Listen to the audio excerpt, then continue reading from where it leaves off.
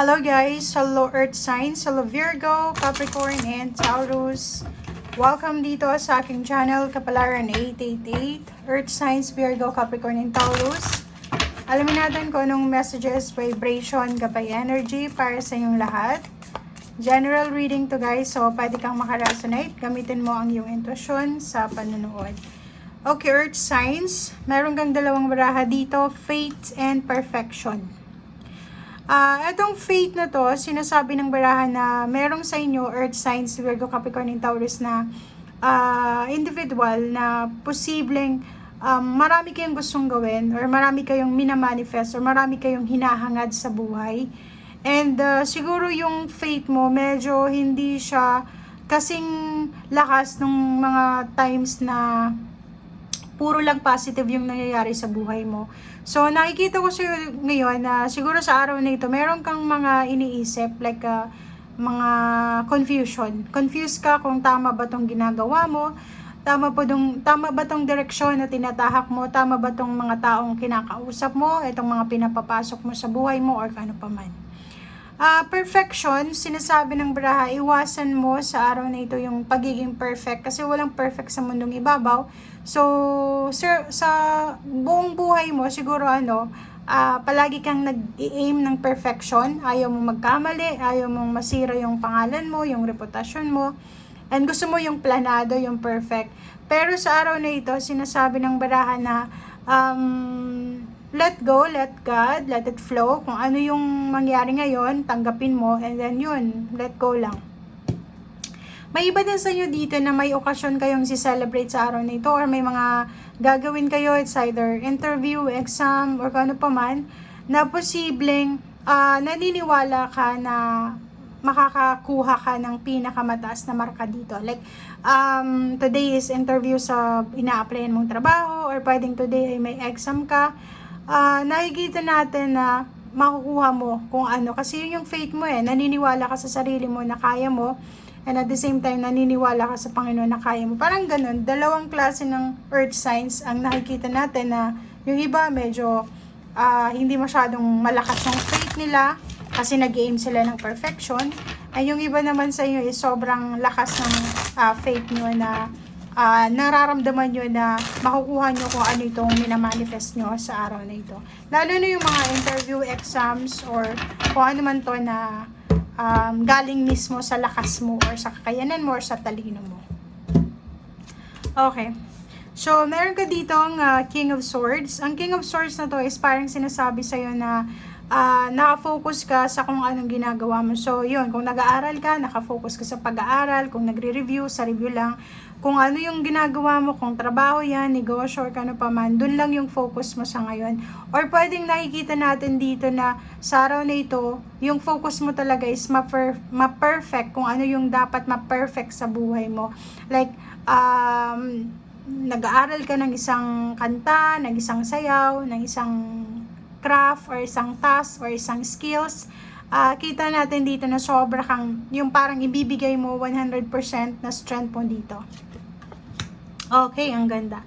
So, ito naman, na Nine of Pentacles, sinasabi na kung saan mo ilalagay itong focus mo today, or hindi lang today for the next few days, and bago matapos yung taon, sinasabi ng baraha sa'yo dito na kung saan mo ilalagay yung energy mo, yung time, yung focus, yung attention, ay posibleng magbibigay ito sa'yo ng financial fulfillment or achievements bago matapos yung taon or baka sa mga first half ng 2025. Oh, wow. So, yun.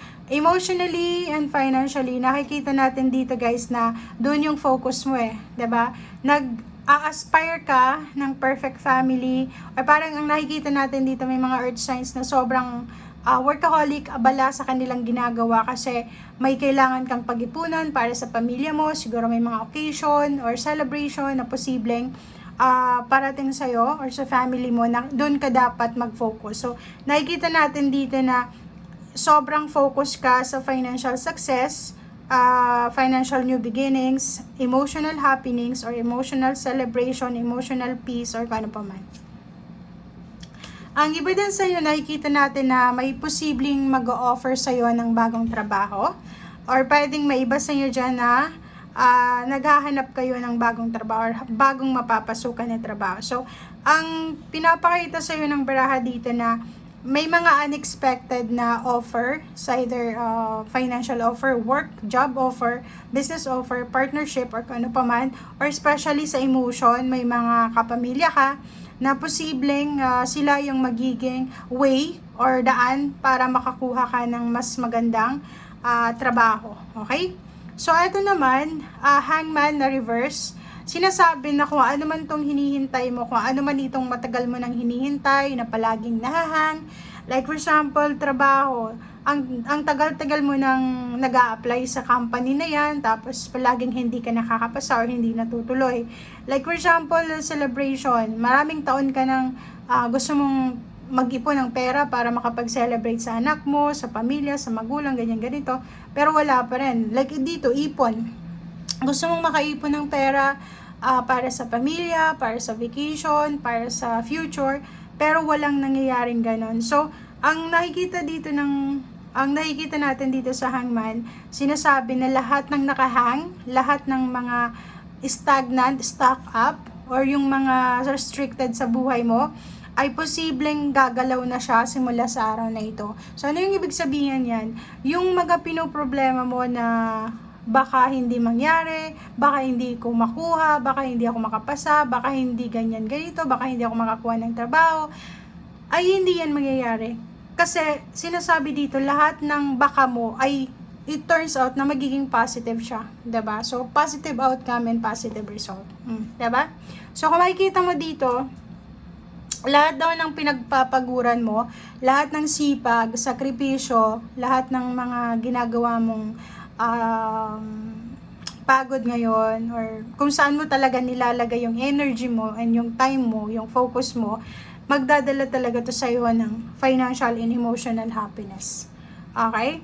So, ang sinasabi lang sir dito ng barahang to, na wag kang masyadong yung, kasi 'di ba, pag gusto natin yung isang bagay, lalo sa trabaho, gusto mong kumita ng malaki, overtime ka ng overtime. Kung sa relationship naman, parang obsessed na sa relationship kasi ayaw mong mawala siya.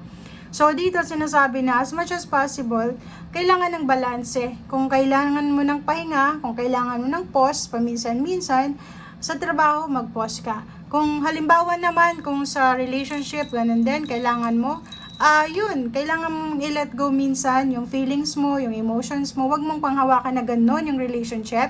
Kasi the more na ganun ka, the more na aalpas yung relationship mo. Okay? Ang last card natin is 7 of Cups. So, itong 7 of Cups is choices and decision. So, maraming choices, decision making in the next few months, like 7 months from now. So, it's either February. Magkakaroon ka ng maraming choices sa buhay na pwedeng magbigay sa'yo ng security and stability, lalo na sa pakiramdam mo sa emotional and financial. So, dito sa barahang to, sinasabi na have faith, lahat ng gusto mo, makukuha mo, lalo doon sa mga nawawalan ng pag-asa. Sinasabi ng baraha, huwag kang masyadong mag-i-expect sa outcome. Basta gawin mo lang, focus ka lang sa kung ano yung magagawa mo sa ngayon. Okay? Thank you guys for watching and see you again. Bye!